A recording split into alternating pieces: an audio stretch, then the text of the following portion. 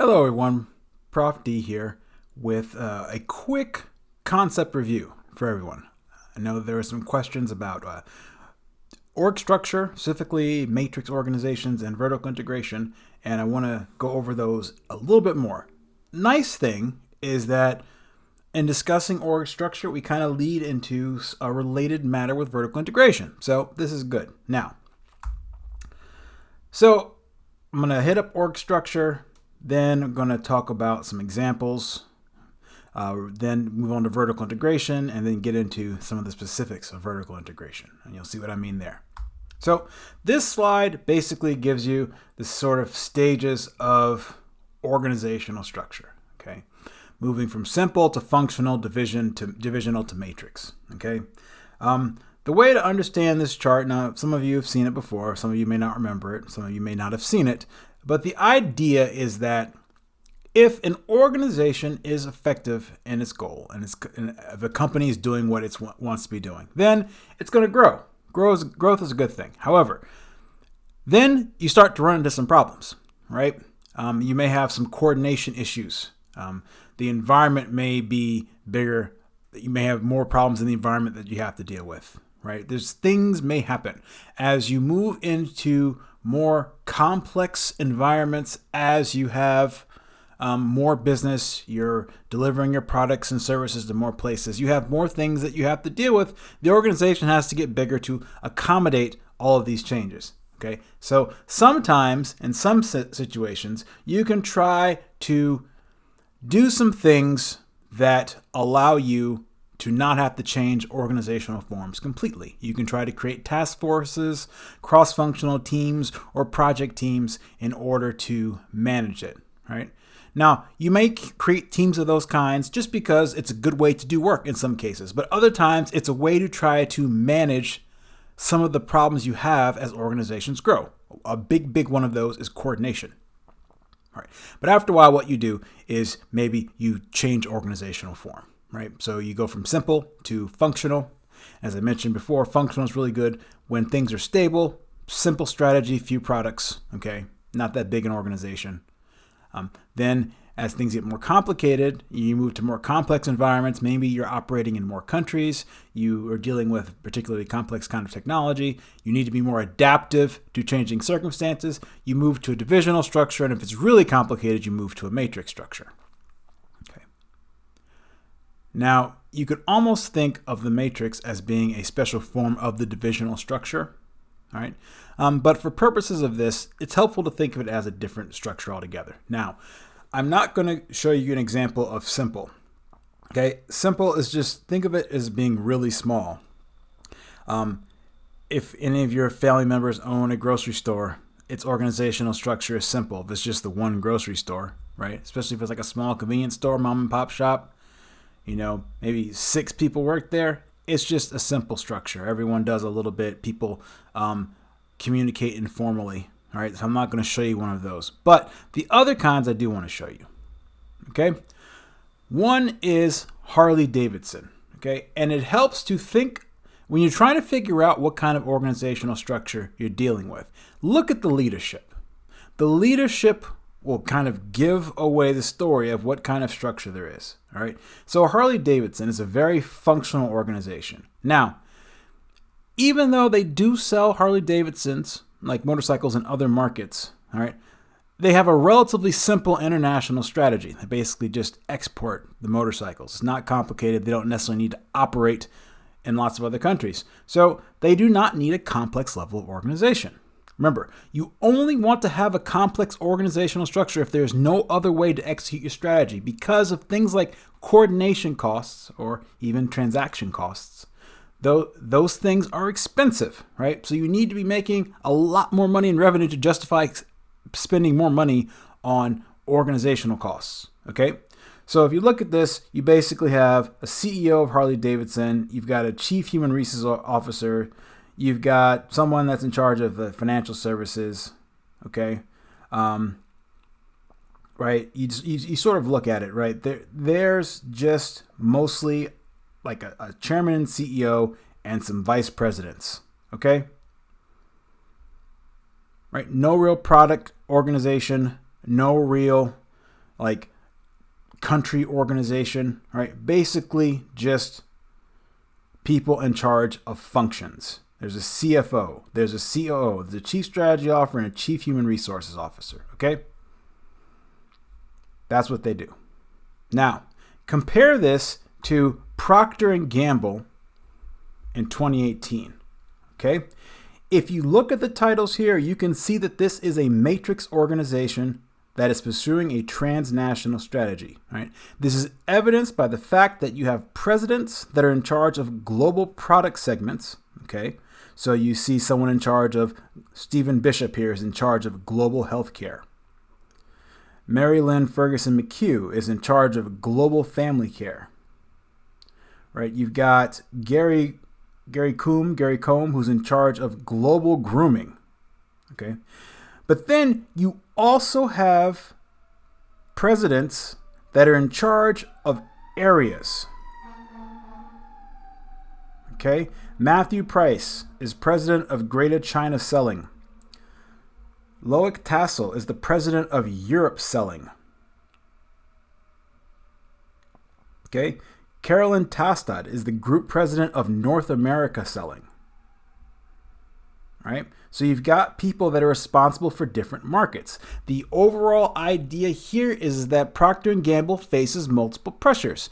It has to deal with the fact that it has both product pressures, okay, but that for certain kinds of like personal products, there's also lots of local market pressures. What people want in China might be different than what people want in Europe, which might be different than what people want in North America, okay?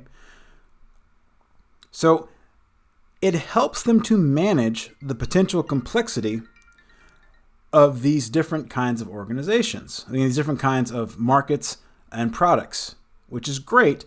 However, it's very expensive, right? In part because of all the duplicated resources, okay? It can also be a little clunky to get things done. Because let's say you wanted to introduce, you had an idea for a new razor product that you wanted to introduce into China, okay? Well, in order to get that done, you would have to bring the president of global grooming and the president of Greater China into agreement on how to go about with that product release strategy, right? So it's harder to coordinate people to do things. Coordinating costs is what makes something like a matrix organization expensive to run. Sometimes coordination costs like that can be a drag on earnings. Okay, and a company may be forced to retrench and restructure. Okay, I was telling the story before about how an organization changes structure to accommodate growth, right? To accommodate challenges in new markets and dealing with new products, new environmental pressures. But if the structure is not working, a company can restructure the other way. An example here is Procter & Gamble in 2019. Now, if you look at it, you see they've gotten rid of some stuff. Now, there is still a group president of North America, okay? But all the other area presidents has gone, okay? They've gotten rid of almost all of the area country presidents, and instead they really just have people being in charge of products. Right? So there's a chief executive officer of beauty. There's a chief executive officer of grooming. There's a chief executive officer of healthcare, right? This is a divisional structure. You've got somebody in charge of each of Procter & Gamble's divisions, but they no longer have the additional reporting line of country areas like China and Latin America, right? They've gotten rid of that, okay? Now, again, if you look at Procter & Gamble's reporting, they tell you that the reason that they moved to a matrix structure was precisely so they could be more responsive to changing markets, right? But the costs were getting really high, and it was being a drag on earnings. And so, for various reasons, some internal, some external pressure from activist shareholders required Procter & Gamble to change its organizational structure. Okay, so I hope that gives you a little idea about the various kinds of organizational structures, and some of the problems they may pose. Okay? Now, this kind of leads a little bit into integration. Okay? Now, as I mentioned before, you may remember this from the other lecture, there's two kinds of integration. There's horizontal and vertical integration, the ones that I've talked about. We'll talk about, global integration a little bit later. But vertical integration, whenever you hear vertical integration, you should think of value chain, right? Okay, either backwards, where you're controlling where the input comes from, or forward, you're controlling where the input goes, right? You're trying to get in either part of the value chain, either in front of you or behind you.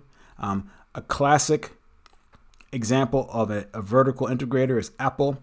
Apple has integrated both backwards along the industry value chain by making its own chips, but it's also integrated forward along the industry value chain by opening up Apple stores, so it controls where its products are gone. Now, one of the reasons that you might do this is such that you have more control over aspects of the value chain that can allow you to do things more efficiently. It can allow you to ensure the quality of the products. Like Apple has a really deep control over the quality experience that its customers enjoy, because it has so much control over all parts of the value chain. All right. So always, when you hear vertical integration, think value chain. Right. And if you're going to be a stickler about it, I've made it vertical for you. Now, in talking about this, we try to figure out what determines how far a company is going to go in terms of integration. Now, for horizontal integration, it's resource relatedness. What kind of resource integrates the different potential subdivisions, product things around a company, okay? And I gave you some examples of that in the previous lecture. The key thing we want to talk about now here is vertical integration, is transaction costs, which trips people up because it is a weird concept, right? Now, it's exactly what it sounds like. It's the cost of doing a transaction, right? It's the economic costs of doing a transaction. That's what drives vertical integration. And then there's a global scope, which is driven by distance, not just pure physical distance, but other kinds of distance, okay? But vertical integration depends on transaction costs. It helps a company to figure out just what part of the industry value chain it should participate in, okay? And transaction costs are both internal, inside the firm, and external as firms dealing with the market, okay? And those are costs associated with an economic exchange. Now, what precisely are meant by transaction costs, okay? Before I mentioned that it was thinking about make or buy or asset specificity. Okay, remember that, make or buy and asset specificity. Now, this whole idea of transaction costs really earned people 2 Nobel Prizes. One is Ronald Coase, the other is Oliver Williamson. Okay, now, this dichotomy of make or buy or asset specificity, they're very much interwoven, okay, but I'm going to try to separate them a little bit and go into some detail so you understand what's happening with this, okay? Now, for Coase, what he was really asking is, in his paper, he wrote I think it's the Nature of the Firm. The paper came out in the late 1930s. Very interesting paper. But sort of the question is, why are there firms at all? Okay, why don't we just do everything as individuals acting in markets relying on prices? Okay, just do something in the open market. All right, or why isn't there one just gigantic firm? Why are things structured the way that they are? Okay. Now, the reason is that costs associated with transactions vary a lot. Okay. And they vary a lot depending on what you're trying to do. Now, if you're doing a one-shot exchange of simple goods or services with no future expectations of interaction, that's really easy to do. Okay, we do that all the time. All right, when you go and buy a bottle of Coke from your corner store, you give the person at the register maybe $2, and that's it. One-shot exchange, really easy to do. right? There's no expectation that you'll come back. Obviously, the corner store owner hopes that you will, right? But there's no expectation about the future. Now, buying a more complicated, longer-term product or service is difficult, right? Because if you try to do that in the market, there's lots of costs associated with doing it, right? You have to find the thing that you want. You have to negotiate out the terms of the product or service. You have to then write that contract. But even after you write a contract for something, you have to monitor and enforce it, or there's no point to having the contract. Okay? And that can be very difficult to do. Part of the reason is that you want to try to have a contract that deals with everything. If you are a business and you're trying to get a source of inputs, or you're trying to get someone else to make something for you, right? You try to spell out all of the terms of that contract, the things that will govern your interaction for a prolonged period of time, right? You're trying to deal with all the contingencies of that contract. The problem is complete contracts that spell out every contingency are impossible. You can't make those. You can't know everything that will happen. So by definition, all contracts are incomplete. Okay? And depending on how incomplete the contract is, it tells you how difficult the transaction will be, but it also tells you whether or not you should basically try to have, quote unquote, have the contract inside the firm or try to engage with the market. Think of it like this. Many of you have had jobs. Okay? Part of the reason that you have a job is because firms and organizations have something that they need to get done. And they want to be able to tell you stuff as it happens for you to do. And they don't want to have to daily renegotiate all the terms of your employment in terms of a contract, right? So instead, they hire you. They hire you, they tell you approximately what your job is going to be, plus other tasks as determined or as needed, right? Such that your relationship or sort of your contract with your employer has built-in flexibility to deal with the contingencies that happen when you work in an organization. You don't necessarily know everything that you're going to have to do that day, but your manager wants to have the flexibility to tell you what to do. Right? So that's why it makes sense to do certain things or to make certain things within or inside the firm. Because they're either difficult to monitor, they're difficult to enforce, or it's difficult to come up with the right contract in order to do it. Right? So you're using the employment relationship often to monitor the process. It also gives you some motivation. It gives you some motivating factors for the employee to agree to things. That's kind of what transaction costs. That's one reason why we have firms, is because sometimes it's just more simple and by extension more cheap to do things in the context of an employment relationship. Again, that's really what this is about. It's about relationships. Okay? It's about the nature, it's about the fact that trying to monitor the specifics of a relationship can be really expensive, right? Those are transaction costs.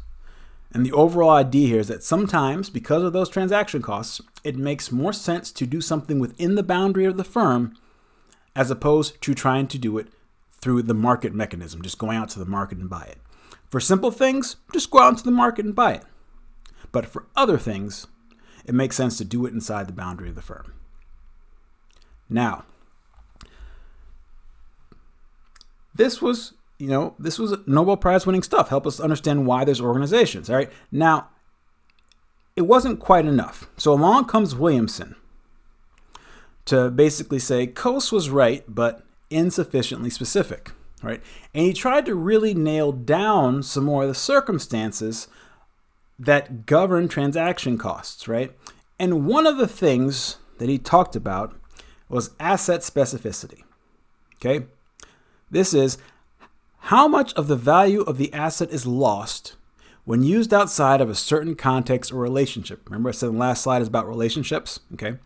Outside of a certain context or relationship, or the degree to which an asset can be used across multiple situations and purposes. Right? Now, I mentioned this before in the previous lecture. Asset specificity is helping to understand what's the next best use for something. Okay. And in general, if there's no next best use for an asset, it may make more sense to have it inside the firm rather than get it from outside the firm. Now, it can apply to physical assets or people. Now, there's two specific problems with asset specificity. Okay. How do you convince someone to make a relationship-specific investment? And how do you not get held up? Okay. Now, this is most easily explained from an example. Now, I've done some reading on the internet, like I do, and I saw part of a good example from Professor Hobbs at Clemson. And I've modified it a little bit, but it's still pretty interesting. So not all of you may know this, but there's a company called the SAS Institute, and they make a statistical package called SAS. It's pretty powerful. Both academics and businesses use it. They've been in business a long time. Apparently, it's a wonderful place to work. They're very, very nice people, right? And they are very nice people, and so this is a fanciful explanation. This doesn't reflect the SAS Institute in any way. But let's say that SAS wanted someone to make a natural language processing plugin for their software package. Okay, now,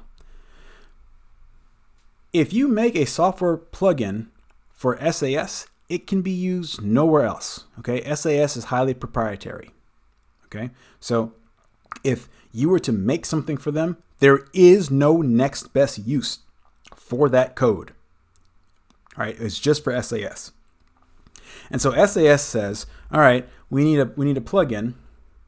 We'll pay you $10,000. So what do you say, Professor DeWitt? Well, Professor DeWitt knows a little bit about natural language processing. I did a lot of that. I do that in my research. And I say, all right, I can probably do that. Now, it would take me 200 hours to do it. And my going consulting fee is $100 an hour. So that's actually $20,000, right? So I'm not gonna accept their $10,000. My opportunity cost of labor is 20 grand. So they need to give me 20 grand for me to be okay with the situation. So SAS comes back and says, okay, here's what we'll do. We'll give you $10,000 up front plus 50% of the revenue from the plugin. Okay. I'm like, huh. Or Oprah's like, huh, that's a good idea. Deal. Right? Now, I go off. I just had to put the Oprah thing in. I love the Oprah meme that's circulating right now. That's going to date this video for anyone that watches it in the future. But that Oprah meme is hilarious. I'm sorry. At any rate, so deal. I'm making this plugin. Okay? I take my 200 hours of work and I make this plugin. All right. Now keep in mind what has just happened. I have spent 200 hours of my time making a plugin that's only going to work on SAS software. Only going to work in their package. I have made a relationship-specific investment in them. Right? There is no next best use. I have made a highly specific asset. Okay? So I go to SAS and say, I've got your plugin. Done. And SAS comes back and says, oh, well, we have a contract and everything, and so here's your $10,000. But we also had somebody else write a plugin. Yeah, we had somebody else do it. They were a little bit cheaper, and we're going to really focus all of our marketing efforts on getting people to buy that plugin. I mean, we'll offer yours too, okay? But people are probably going to buy this other one. So you still get your 50% of plugin revenue, but don't know if anyone is going to buy it, right? So I have been held up. Okay, I have been held up. I have made a relationship-specific investment in something, in this case SAS, to develop a highly specific asset, in this case a plugin, for which now I cannot recover my investment of time. Probably not, right? That's the definition of being held up. I've invested in a relationship-specific investment, and I'm not really going to get the money that I invested back. This is a reason why you do certain things inside of a firm to try to avoid this problem. Okay? Because actually, this problem could work both ways. All right? Let's say instead that, it happens. SAS needs a plugin. I give them my price. They say, we'll give you the $10,000 plus 50% of plugin revenue instead. And I say, we got a deal. Now, I make the plugin. SAS is like, great. Here's your $10,000 and we'll give you 50% of revenue. This is wonderful. Plugging along, everything's great. Statisticians love this program and they ask for an upgrade with some new features, right? They ask for an upgrade. And SAS is like, Professor DeWitt, can you make an upgrade? All right. Well, I come back and say, oh yeah, you want an upgrade? You want me to do this again? I want $100,000 and 70% of the plugin revenue. All right. Because this is what happens with an with a relationship-specific investment. It actually goes both ways. SAS could have held me up, right, by saying they were going to invest in other things, right? But once it's going along, I can also hold them up, right? Because now they have made an asset-specific investment in me, in my plugin, right? And if they want me to do it again, I can hold them up for a higher price. Now, all of this goes away if the person making the plugin is just inside the firm, works for SAS. Then you don't have these hold-up situations. Okay, this is asset specificity, and this is why if you have to deal with a highly specific asset or make a relationship-specific investment, you probably want to do that within the boundaries of the firm. So you have the employment relationship to govern it, and so you don't get stuck in these hold-up scenarios. Right? If I was an employee of SAS and they come to me and say, hey, Dr. DeWitt, can you make an NLP plugin? I'd be like, all right, sure, that's my job. And I sit down and make it. They don't have to negotiate a contract or anything like that. I make it because I work for SAS.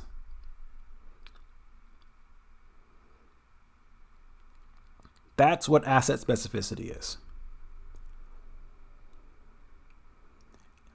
when there is no next best use for something. And the question is, under what circumstances can you motivate someone to make something that has no other use, right? It's difficult. That's why you generally want to have highly specific assets within the boundary of the firm. And highly specific assets can be physical assets, okay? Or they can be people. But you want them inside the boundary of the firm. Now, what does inside the boundary of the firm mean? Okay, that means it's somewhere along this continuum, right? And the overall idea with transaction costs is that you want to vertically integrate when the cost to making something in-house is less than the cost of doing it in the open market, okay? This SAS thing, it is more expensive to do this in the open market and contract with someone than it would be for you to hire someone and have them do it, right? So you want to make that in-house. Now, if it were the case that it was the in-house costs were more expensive than doing it in the market, well, then you should do it at an arm's length transaction, okay? If you are a person that makes furniture, you probably don't need to make screws or nails in-house. You can just go out and buy those. They're not complicated. Lots of people do it. It's mostly a commodity good. You can go out and buy them. And there's firms out there that already make them in bulk and have big economies of scale, right? You just go out in the open market and buy them.